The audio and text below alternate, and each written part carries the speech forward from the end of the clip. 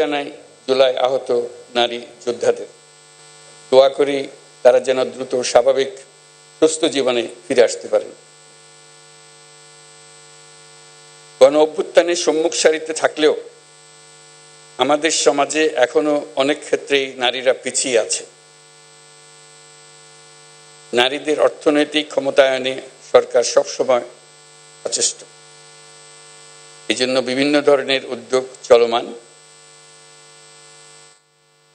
দুস্থ মায়েদের আর্থিক সহায়তা প্রদান, নারীদের প্রশিক্ষণের ব্যবস্থা, ক্ষুদ্র ঋণ কর্মসূচি, কর্মজীবী নারীদের থাকার হোস্টেল, ডে কেয়ার সেন্টার সুবিধা সহ নানান ধরনের উদ্যোগ অন্তর্বর্তী সরকার দিচ্ছে। নারীর প্রতি সহিংসতা রোধ সরকারের অন্যতম অগ্রাধিকার। অনেক সময় নারীরা নির্যাতনের শিকার হলেও তারা বুঝতে পারেন না কোথায় অভিযোগ জানাবেন। নারীরা যেন তাদের অভিযোগ জানাতে পারেন সেজন্য হটলাইন চালু করা হয়েছে। আইনি সহায়তা প্রদানের জন্য আমরা পারিবারিক সহিংসতা আইন 2010 হালনাগাদ করার উদ্যোগ নিয়েছি। যৌন হয়রানি প্রতিরোধ ও সুরক্ষা আইন প্রণয়নের কাজেও আমরা হাত দিয়েছি। আমরা একটি নারী বিষয়ক সংস্কার কমিশন করেছি। স্বাস্থ্যকর অল টাইম ফ্যামিলি কেক, সব সময় অল টাইম হেলদি লাইফ। যারা তাদের সুপারিশগুলো শিগগিরই দেবেন। সম্প্রতি মহিলাদের উপর যে জঘন্য হামলার খবর আসছে তা গভীরভাবে উদ্বেগজনক। এটি নতুন বাংলাদেশের যে স্বপ্ন আমরা দেখছি তার সম্পূর্ণ বিপরীত। আমরা এই নতুন বাংলাদেশে নারী পুরুষ সকলের সমান অধিকার প্রতিষ্ঠা করতে অঙ্গীকারবদ্ধ। আমরা আমাদের সকল শক্তি প্রয়োগ করে এই অধিকার প্রতিষ্ঠা করব। আমাদের দেশের মেয়েরা অত্যন্ত সাহসিকতার সঙ্গে তার নিজ নিজ ক্ষেত্রে গুরুত্বপূর্ণ ভূমিকা রাখছে। কত বাধা পেরিয়ে দেশের রাজনীতি, অর্থনীতি সহ সার্বিকভাবে দেশকে এগিয়ে নিতে অবদান রাখছে।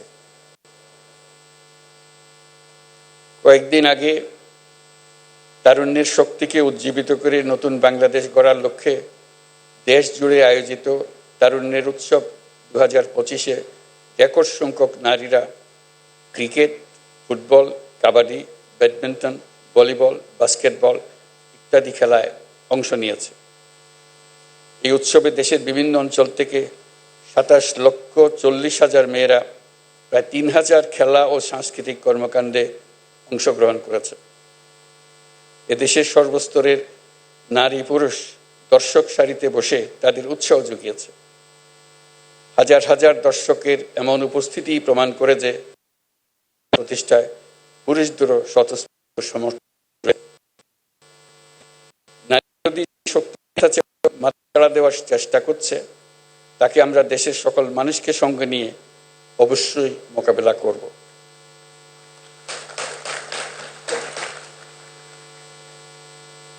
তাছাড়া আমাদের সমাজে এখনো এমন বহু মানুষ আছে যারা নিপীড়িত মানুষদের পাশে দাঁড়ানোর বদলে তাদের খাটো করে দেখে, অবজ্ঞার চোখে দেখে।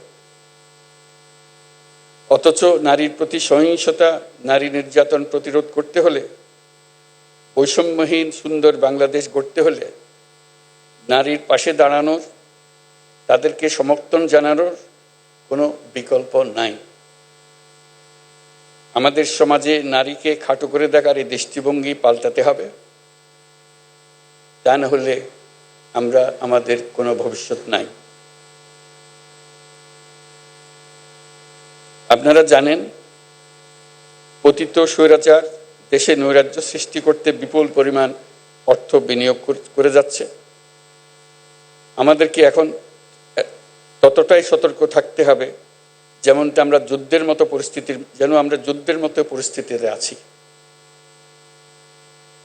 নারী ও শিশুদের নিরাপত্তা রক্ষায় সর্বোচ্চ সজাগ থাকুন। নিপীড়নের বিরুদ্ধে সামাজিক ঐক্য গড়ে তুলুন।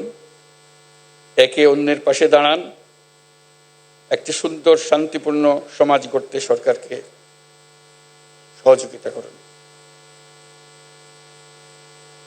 উপস্থিত সুধীমণ্ডলী, আজকের বিশ্বে নারীরা যতটুকু অধিকার আর স্বাধীনতা চর্চা করতে পারছেন, এর পুরোটাই তাদের আন্দোলন সংগ্রামের মাধ্যমে অর্জন করতে হয়েছে। আন্তর্জাতিক নারী দিবসের সূচনা হয়েছিল নারীদের অর্থনৈতিক ও রাজনৈতিক সংগ্রামের মধ্য দিয়ে। বাংলাদেশেও নারীরা ন্যায্য অধিকারের জন্য যুগ যুগ ধরে সংগ্রাম করে এসছে। তেবাকা থেকে শুরু করে ব্রিটিশ বিরোধী আন্দোলন, ভাষা আন্দোলন থেকে মুক্তিযুদ্ধে বাংলার নারী সমাজ সক্রিয় ভূমিকা রেখেছে। ইতিহাসের অনেক বীর নারীদের আমরা ভুলে গেছি, তাদের অবদানের কথা আমরা আর জানি না, কিন্তু জুলাই কন্যাদের নেতৃত্ব আত্মত্যাগের কথা আমরা কিছুতেই ভুলে যেতে দেব না।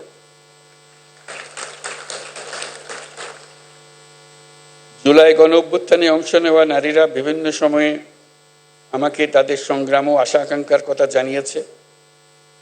আমরা যে নতুন বাংলাদেশ গড়ার স্বপ্ন দেখছি, নারীদের অংশগ্রহণ ও তাদের অধিকার নিশ্চিত করা ছাড়া তা সম্ভব হবে না।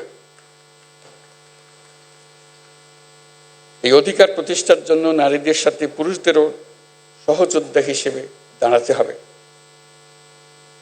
সমাজে নারীদের ন্যায্য স্থান প্রতিষ্ঠার জন্য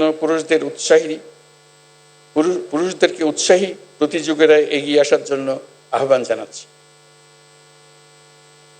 নতুন বাংলাদেশে আমরা আমাদের প্রত্যাশী পরিবারকে নিশ্চিতভাবে গড়তে চাই, যেটা হবে সব বাবা মার, ভাই বোনের নিশ্চিত ও স্বীকৃত অধিকারের পরিবার। আন্তর্জাতিক নারী দিবস আমাদের নতুন করে নারীদের সংগ্রামের ইতিহাস মনে করিয়ে দেয়, অনুপ্রেরণা আর সাহস যোগায়।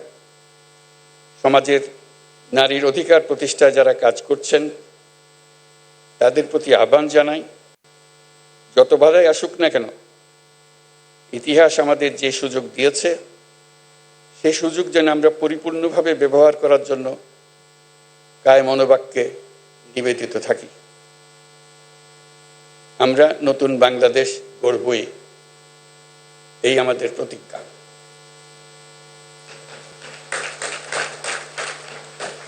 মহান আল্লাহ আমাদের সহায় হন। আল্লাহ হাফিজ। আসসালামু আলাইকুম।